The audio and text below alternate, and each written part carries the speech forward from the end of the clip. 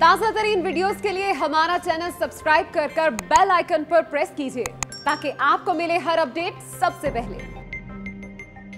सदर मुमलिकत डॉक्टर आरिफ अलवी वज़ीर आज़म इमरान खान ने कौम को ईद उल फितर पर मुबारकबाद दी है और खुशी के इस त्यौहार पर कोरोना वायरस से बचाव की तदाबीर पर अमल दरामद करने की भी याद दहानी कराई है। सदर मुमलिकत ने अपने पैगाम में दुआ की है कि ये ईद सबकी जिंदगियों में ढेरों मुसर्रतें और खुशियां लेकर आए। सदर मुमलिकत डॉक्टर आरिफ अलवी ने कौम से अपील की कि ईद उल फितर पर कोरोना वायरस से बचाव की तदाबीर हरगिज नजरअंदाज न की जाए, मुसाफिहा और मुनाक़ा से गुरेज किया जाए और समाजी फासले का ख्याल रखा जाए। कोरोना वबा की वजह से जो लोग मुआशी तंगदस्ती का शिकार हैं उनका खुसूसी ख्याल रखा जाए।